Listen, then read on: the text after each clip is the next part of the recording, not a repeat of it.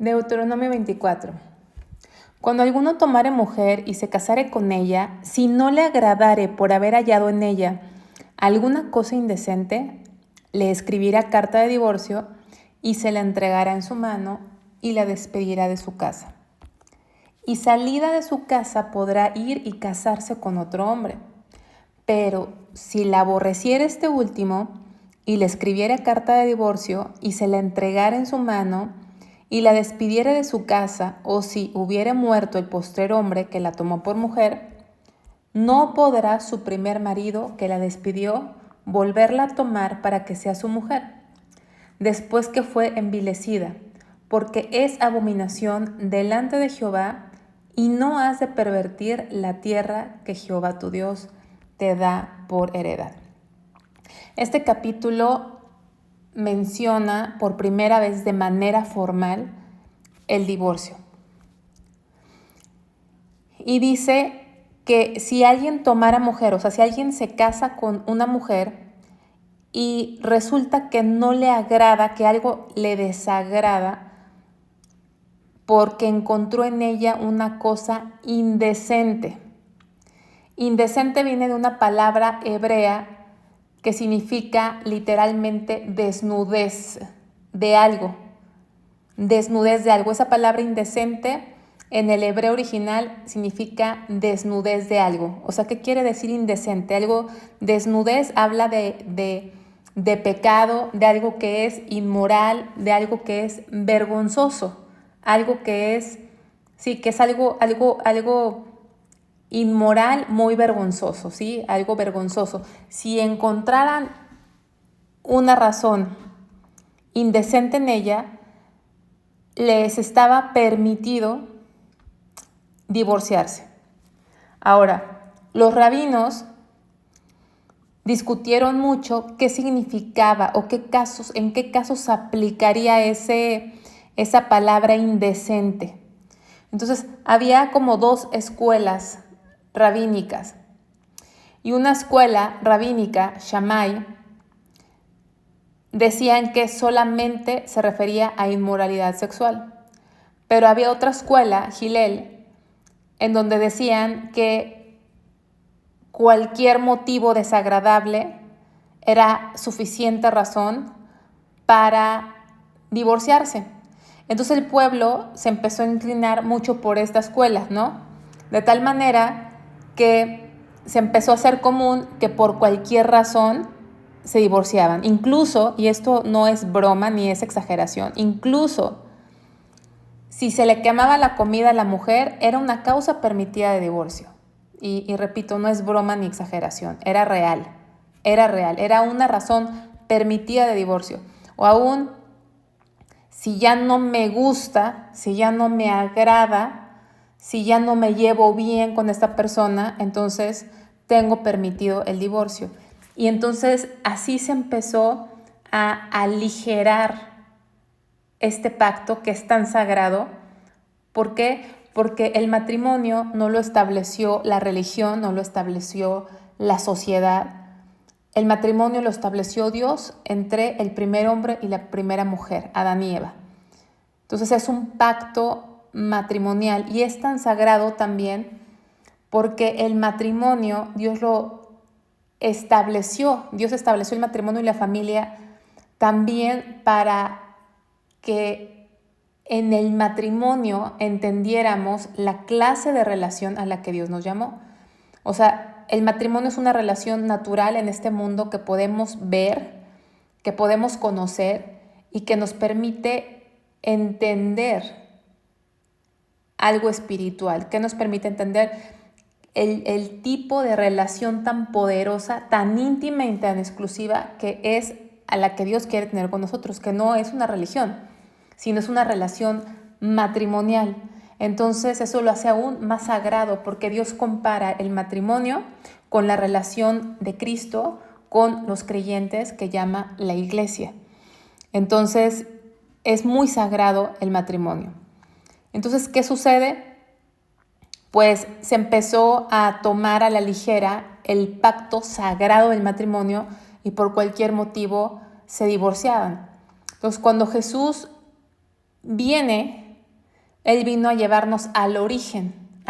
Vamos a ver qué dice Mateo 19:8.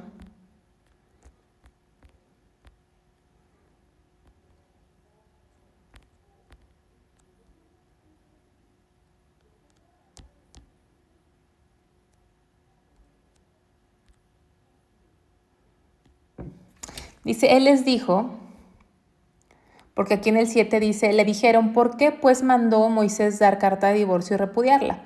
Entonces, de alguna manera el divorcio estaba establecido en la ley de Moisés y no fue idea de Moisés, porque la ley era de Dios, dada a través de Moisés. O sea, Dios fue el que estableció el matrimonio, pero no lo estableció como un ideal, sino lo estableció como para evitar un mal peor. O sea, el divorcio es un mal. Dios aborrece el divorcio, pero lo estableció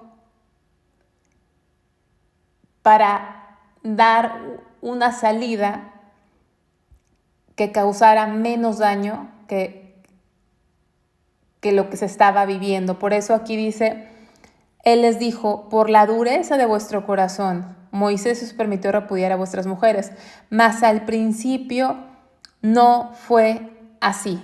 O sea, ¿a qué se refiere al principio? Dios estableció el matrimonio entre un hombre y una mujer. Hemos visto que Dios permitió la poligamia, pero no es agradable a Dios, no es el plan de Dios perfecto, no fue el modelo original de Dios y trajo múltiples problemas tremendamente destructivos. En el nuevo pacto en el que estamos ahora, que vino Jesucristo, no está permitida la poligamia.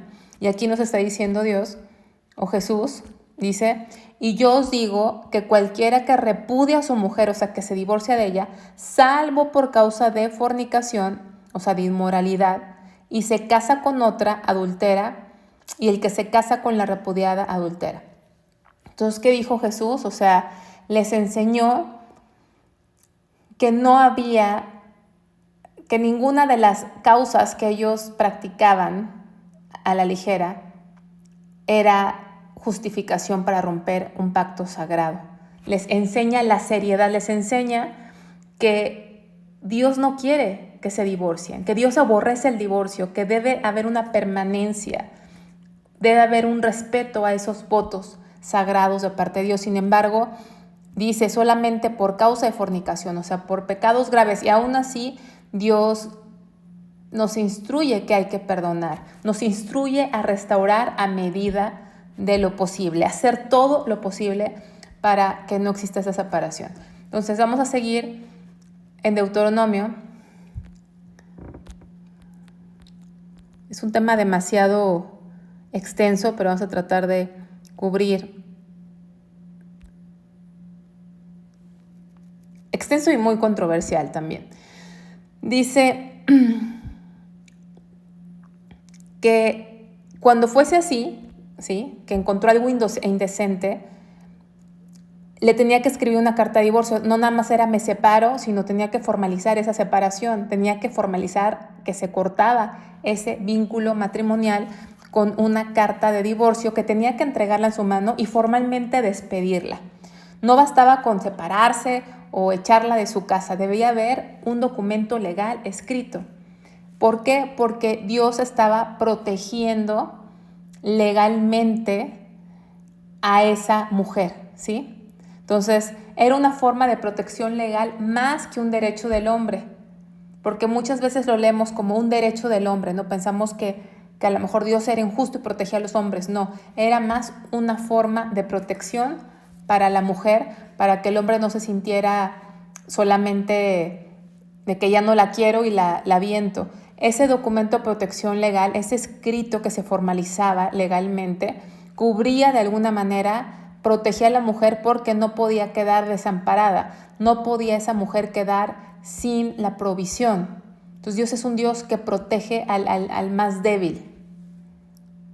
Ahora también tenemos que entender que aquí hay jurisprudencia.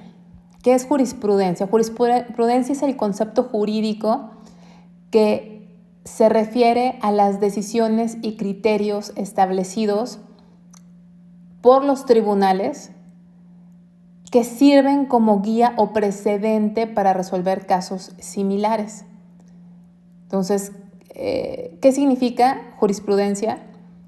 Que en la jurisprudencia son guías, o sea, a lo mejor aquí pareciera, o en otros versículos que hemos leído, que hay un favoritismo para el hombre y el hombre es el que podía divorciarse y la mujer no podrá divorciarse, etcétera. No, hay jurisprudencia. La ley tiene este concepto, jurisprudencia, que es que la ley no puede tocar exactamente todos los diferentes especificaciones de muchos supuestos, no acabaría. Entonces, jurisprudencia es que estas leyes también son como guías o son precedentes para resolver casos similares. Entonces, muchas de las cosas que vemos también podrían ejecutarse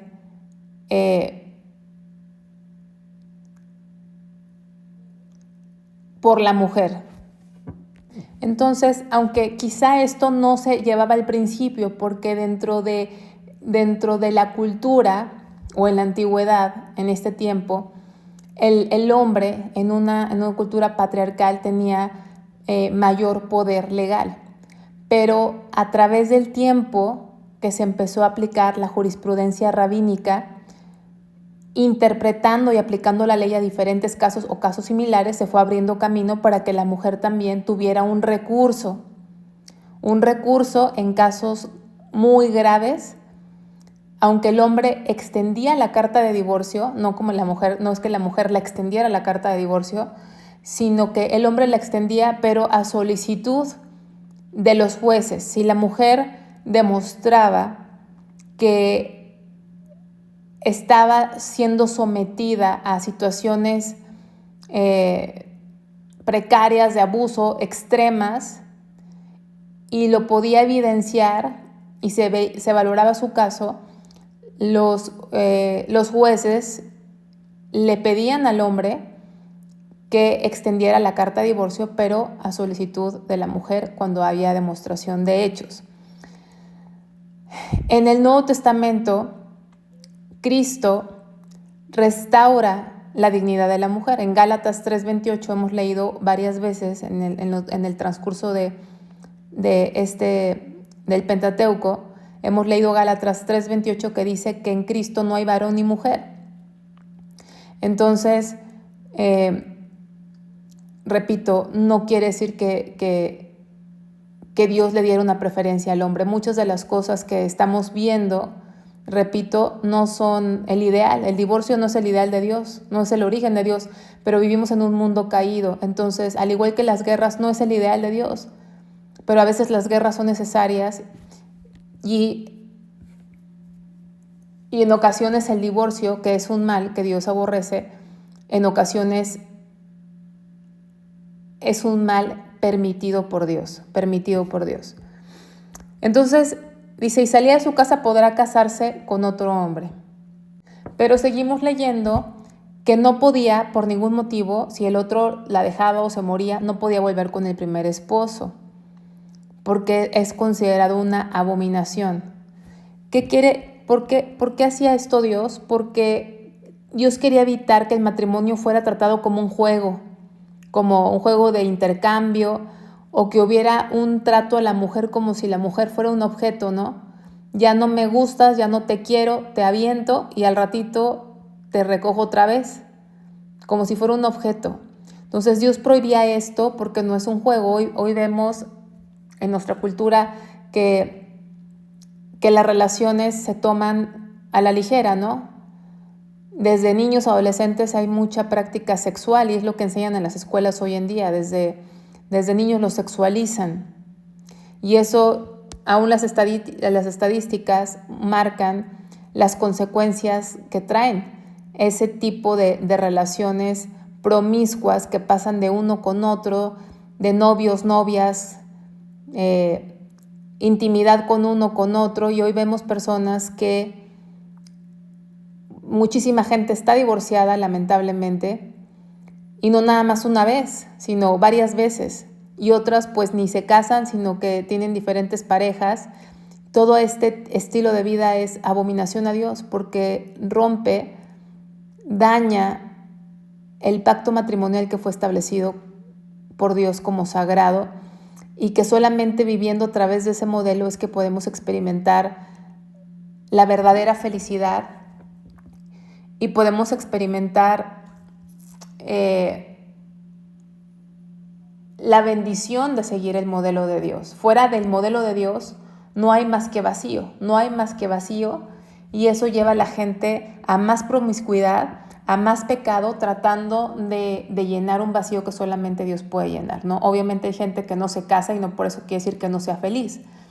La palabra de Dios nos enseña que cada quien tiene un propósito, siendo el principal propósito por el que fuimos creados, dar gloria a Dios, obviamente, ¿no? Pero casarse no es el propósito por el que nacimos, ni ser padres tampoco. Hay un propósito mucho más alto, que es que Dios sea glorificado estando casado o no casado, ¿no? Pero el matrimonio se debe de respetar y se debe de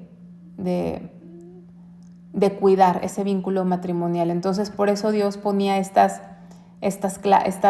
reglas, ¿no? Entonces, ¿qué podemos entender? Que Dios, digamos, tolera el divorcio en Israel, pero no fue su ideal, ¿no? Jesús dijo, en el principio no fue así. ¿Por qué? Porque el acta de divorcio es una acta como de amputación, ¿sí? El divorcio es como una amputación legal. ¿Por qué amputación legal? Porque dice la Biblia en Génesis 2 que Dios hizo al hombre, hizo a la mujer, le dio a la mujer y les dijo que dejarían a su padre y a su madre y te unirás a tu mujer y serán una sola carne. Entonces el divorcio es como cortar la carne viva, ¿sí? Es como amputar a alguien, cortar, es una herida tremenda, emocional, espiritual, daña la familia, daña la sociedad, daña a las personas, no es agradable a Dios. Vemos que esto era una protección para la mujer, para que no quedara desamparada, tuviera provisión, pero también le daba oportunidad de rehacer su vida, ¿no? Entonces, Dios reguló el divorcio para proteger a los vulnerables, no para probarlo como ideal, no para probarlo como ideal, sino para protección de los vulnerables.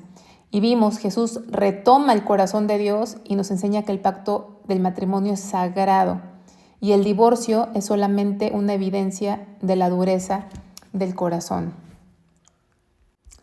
Ahora bien, creo que es importante entender que mucha gente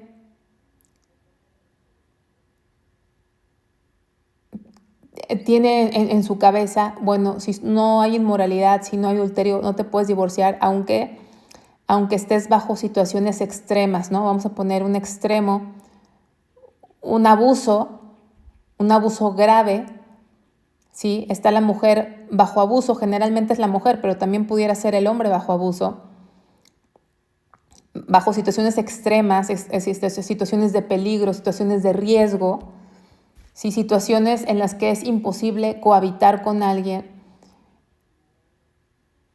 Y cuando tomamos nada más el versículo de Jesús o de Pablo, aislado de toda la Biblia, porque recordemos que la Biblia se interpreta con la Biblia, podemos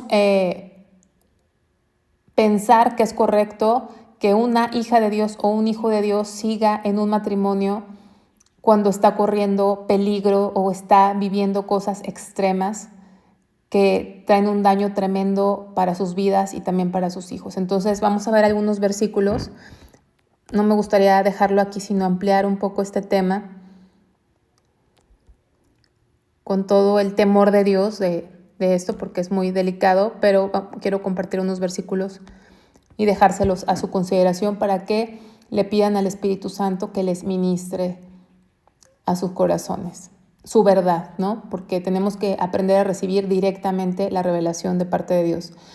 1 Corintios 7:15 dice, pero si el incrédulo se separa, sepárese, pues no está el hermano o la hermana sujeto a servidumbre en semejante caso, sino que a paz nos llamó Dios. Creo que este capítulo de Corintios es importante leerlo completo, da muchos muchos principios importantes respecto al matrimonio, a la soltería, etc. Pero aquí vamos a basarnos nada más en esto. Si hay un creyente viviendo con un incrédulo, ya sea una mujer con un hombre incrédulo o un hombre cristiano con una mujer incrédula, dice no está sujeto a servidumbre. O sea, si el incrédulo se separa, sepárese. Entonces, ¿qué quiere decir? Que el cristiano debe buscar siempre la unidad matrimonial. Ese debe ser su prioridad. Debe ser un sacrificio de oración para Dios cuando las cosas no van bien. Pero, por ejemplo, en un caso de que esa persona no quiera vivir con el creyente y no quiera, ¿no? Y no quiera, el creyente cuando viene a Cristo debe seguir lo que Dios dice, ¿no? Primeramente.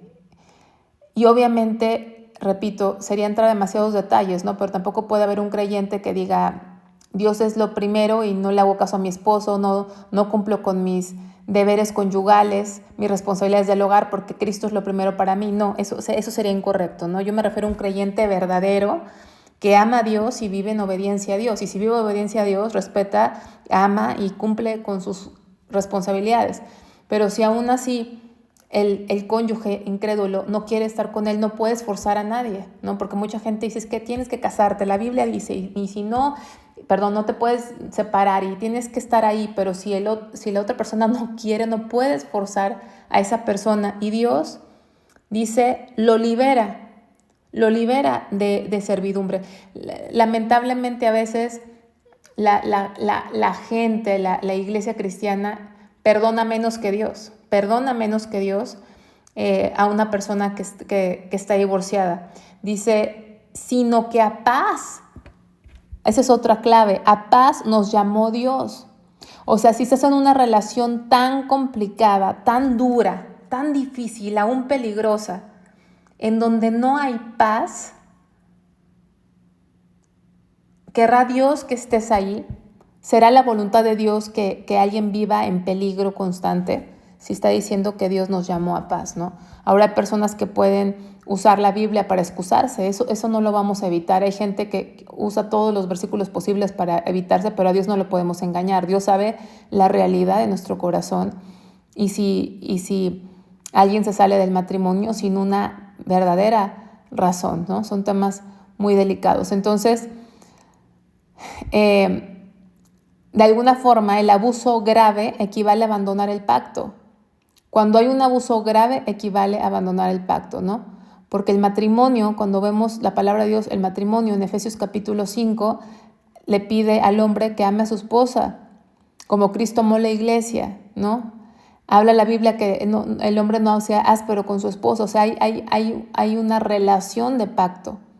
Y cuando ese hombre rompe el pacto, porque Dios está diciendo, vamos ahí a Efesios para verlo, Efesios 5, me estoy tardando demasiado en esto, pero creo que es importante, Efesios 5, 25.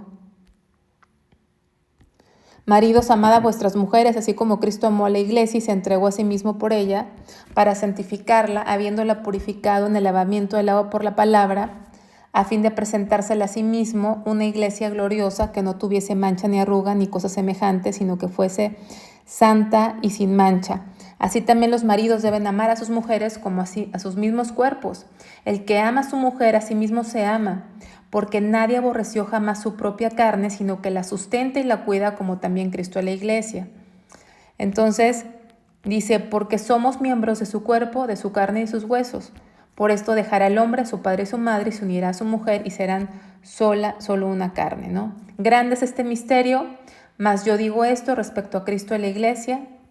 Por lo demás, cada uno de vosotros ame a su mujer como a sí mismo y la mujer respete a su marido. Entonces, aquí el pacto matrimonial lo compara Dios como el matrimonio, la relación entre Cristo y su iglesia. Y pone un estándar al esposo, ¿no? Tienes que amar a tu esposa como Cristo amó a su iglesia y se entregó y se sacrificó, y tu mujer tienes que respetar a tu marido. Entonces, cuando alguien abusa de su esposa, de su esposo, en una situación extrema donde hay violencia, están rompiendo ese pacto matrimonial de alguna manera. Vamos a ver otra cita. Éxodo 21, 10, 11. Éxodo 21, 10. Si tomare para él otra mujer, aquí esto ya lo habíamos estudiado, dice, más si le hubiera desposado con su hijo, hará con ella según la costumbre de las hijas. Si tomare para él otra mujer, no disminuirá su alimento, ni su vestido, ni el deber conyugal. Y si ninguna de estas tres cosas se hiciere, ella saldrá de gracia sin dinero. ¿Qué pasaba? Cuando un hombre tenía más de una mujer y descuidaba una, a tal grado que no tenía nada, no tenía, ni cumplía el deber conyugal con ella, ni le daba el sustento, ni le daba el vestido, sino que estaba en total abandono, Dios liberaba a esta mujer de seguir en ese matrimonio. Es lo que estamos viendo ahorita. ¿Por qué? Porque él rompió el pacto, ¿sí? Este varón rompió el pacto. Entonces tenemos que ver todo el panorama, ¿no? Porque hoy en día hay muchas personas que dicen, no, pues solamente por fornicación, y si te golpea o ella te golpea o te maltrata o está tu marido relacionado al narcotráfico y estás en peligro, tienes que estar ahí en esa casa. Es difícil. La iglesia de Cristo tiene que proteger a la víctima, ¿sí? No dejarla morir bajo un abusador que es evidente. Entonces debe haber una protección. Y aún vamos a ver, por ejemplo, Proverbios 14, debe haber Dios nos ha dado también un sentido común, ¿sí? Y sabemos que Dios es un Dios que protege al débil, protege al desamparado, protege a los lastimados. Dice Proverbios 14, 16, dice, el sabio teme y se aparta del mal, mas el insensato se muestra insolente y confiado. El sabio teme y se aparta del mal. Esa es una cita, pero hay otra cita en Proverbios 22:3 que dice, el avisado ve el mal y se esconde, mas los simples pasan y reciben el daño. Entonces, habla de que si alguien ve el mal, se esconde. Si ves el peligro, te escondes, huyes. Es una reacción de supervivencia que Dios le ha dado al hombre y a la mujer. Por ejemplo, aquí en Mateo 10:23, vamos a Mateo 10:23.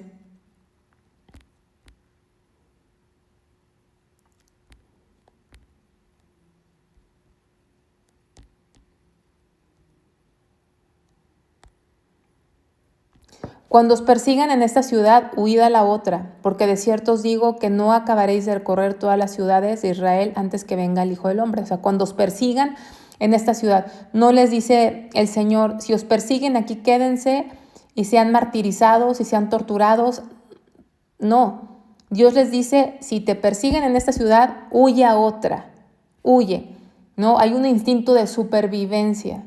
Cuando hay un peligro tenemos que huir y la iglesia tiene que cuidar a aquella persona que está en peligro. Eso es bien importante.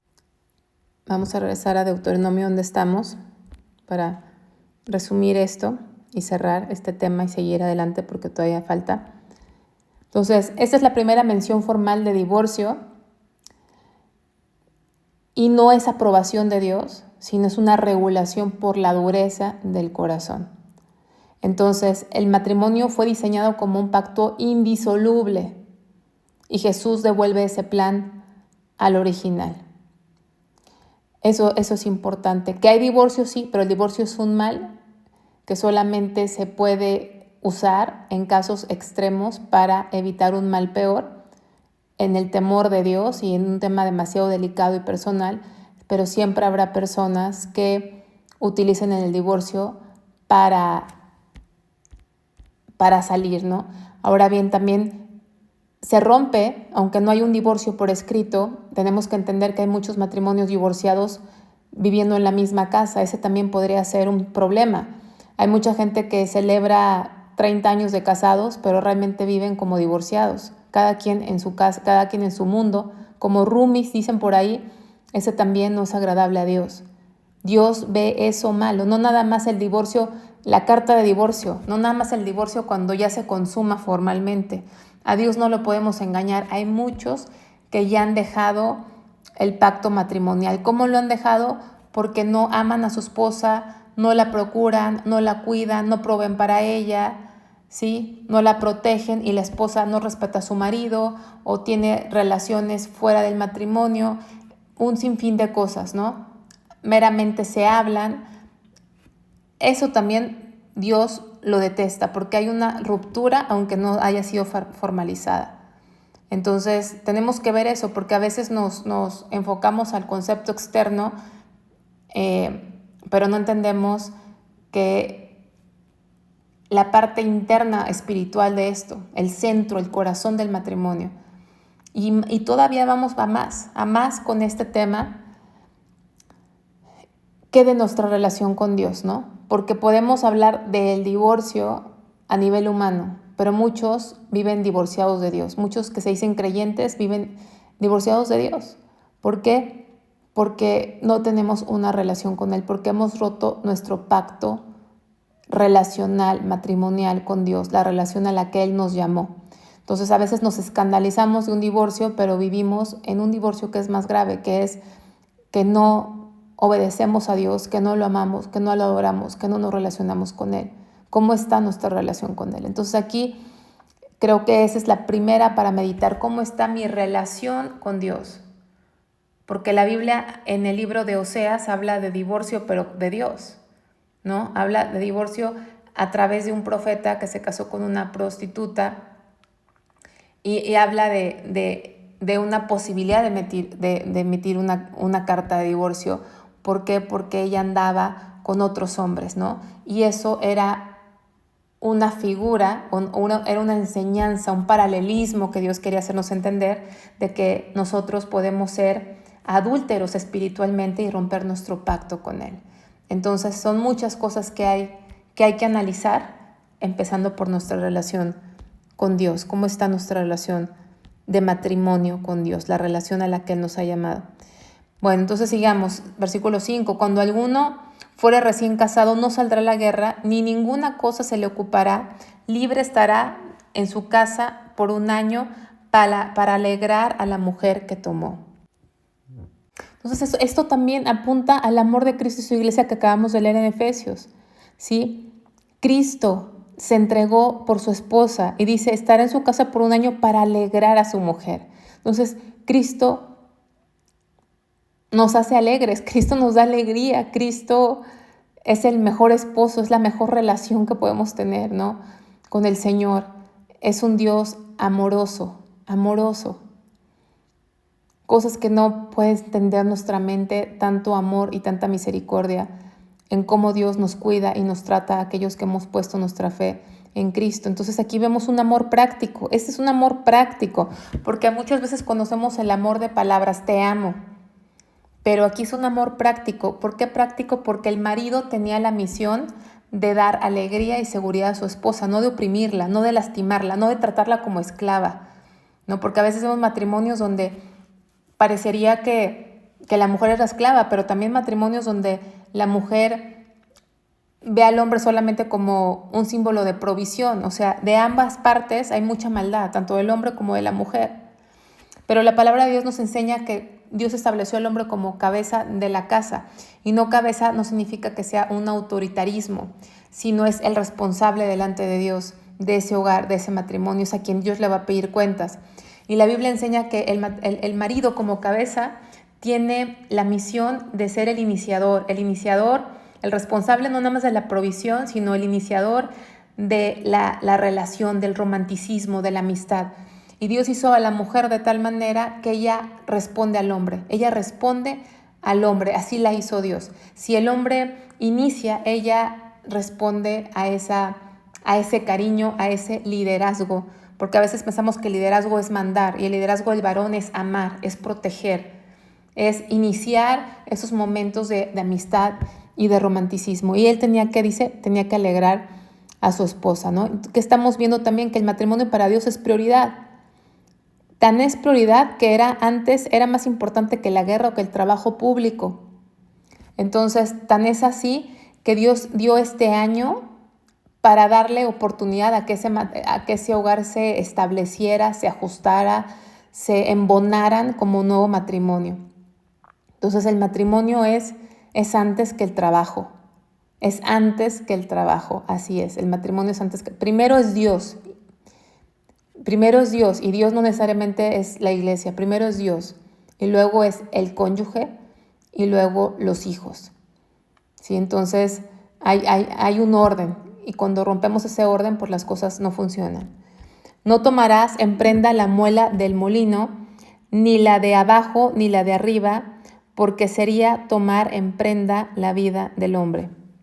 Entonces, ¿qué significa esto? Bueno, la muela del molino ni de abajo ni de arriba. El molino era un instrumento muy útil, muy común, que se usaba para moler el grano, para poder hacer pan. Entonces tenía como dos partes, estaba constituido de dos partes, pero sin ese molino, si no estaba completo, la familia no podía preparar su comida diaria. Entonces, al decir esto, estaba diciendo Dios que estaba prohibido usar el molino como prenda.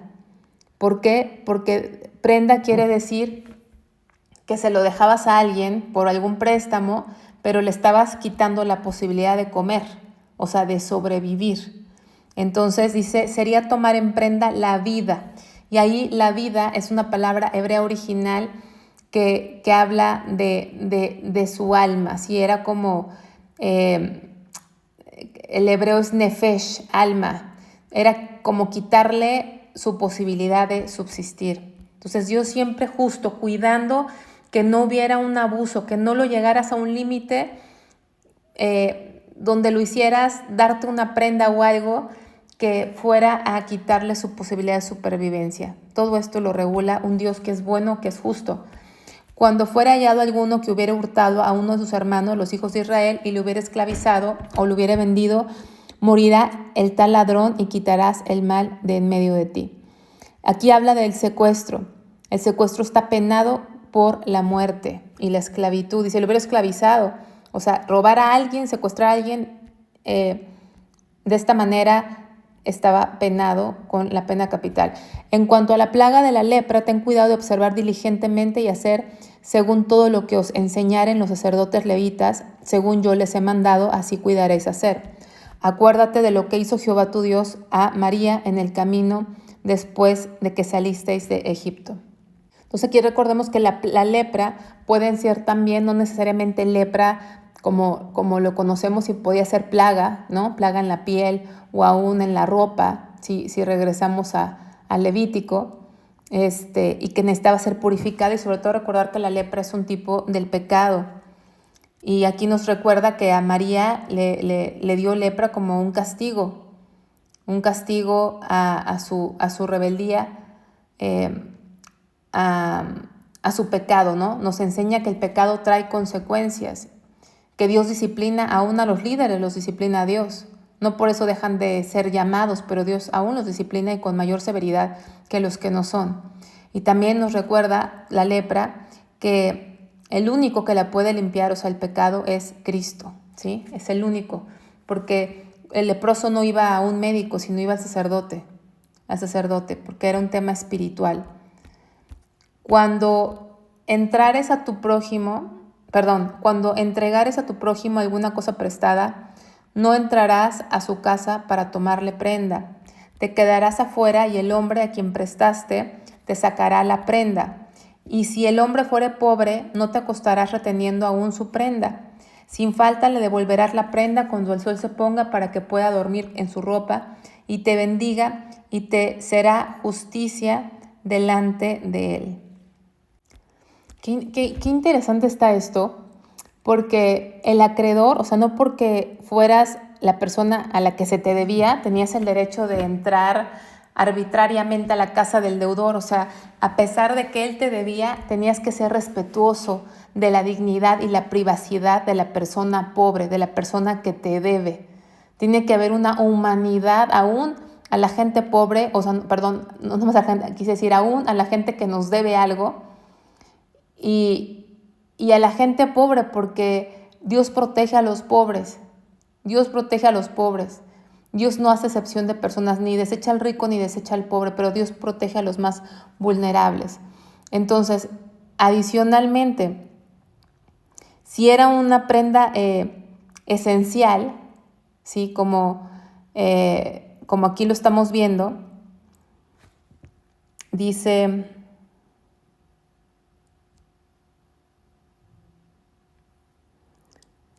por ejemplo, si era una prenda que que necesitaba para vestirse, para poder dormir, no se la podían retener, tenía que devolvérsela para no dejarlo sin lo esencial y lo básico para vivir. No oprimirás al jornalero pobre y menesteroso, ya sea de tus hermanos o de los extranjeros que habitan en tu tierra dentro de tus ciudades. En su día le darás su jornal y no se pondrá el sol sin dárselo, pues es pobre y con él sustenta su vida para que no clame contra ti a Jehová y sea en ti pecado. Sí, el jornalero, como en nuestros días, generalmente vive al día. No tiene ahorros, no tiene tierra propia, entonces la ley lo protege. Tanto si es israelita como si es extranjero residente en Israel. Y el jornal, o sea, su pago tenía que hacerse a tiempo, antes de la puesta del sol. ¿Por qué? Porque con él era su sustento del día. Lo necesitaba ese día, no podía retener ese salario. Las personas que pagan, las personas que son dueños de negocio, tienen que tener en cuenta esto. Tiene que ser un salario justo y tiene que ser entregado a tiempo. Hay gente que dispersa la nómina ya demasiado tarde, cuando la gente está esperando el día del sueldo, el viernes o el día de la raya, y no son diligentes en eso. Es un pecado delante de Dios, es un pecado. Dios es el defensor del trabajador y sobre todo de los pobres, de los que viven al día. Y la justicia incluye derecho a un salario digno, o sea, justo y oportuno. Dice aquí, para que no clame contra ti a Jehová y sea en ti pecado. O sea, te metes directamente con Dios. O sea, vas en contra de Él, es irte en contra de Dios directamente. Versículo 16, los padres no morirán por los hijos, ni los hijos por los padres. Cada uno morirá por su pecado. O sea, cada quien es responsable. Todavía hay gente que le quiere echar la culpa a sus padres por su vida, por cómo está su relación con Dios. No, cada quien es responsable delante de Dios.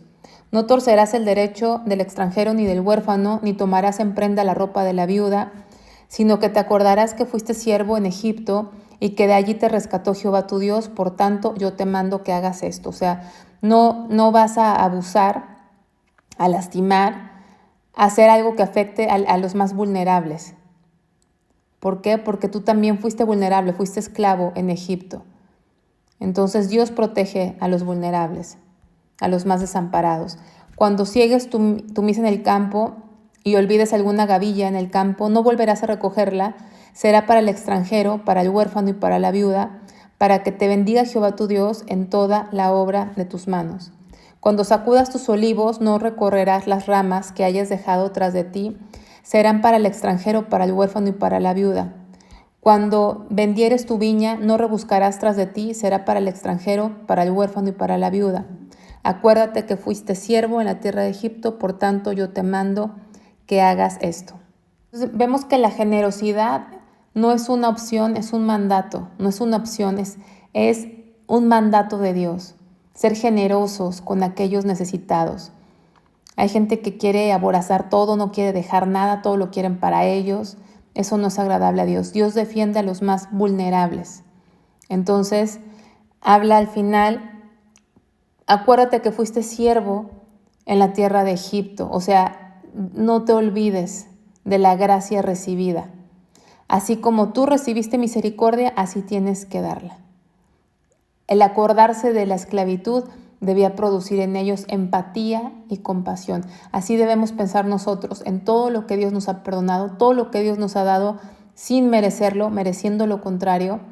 Y de la misma manera amar, perdonar, ser generosos y cuidar al prójimo.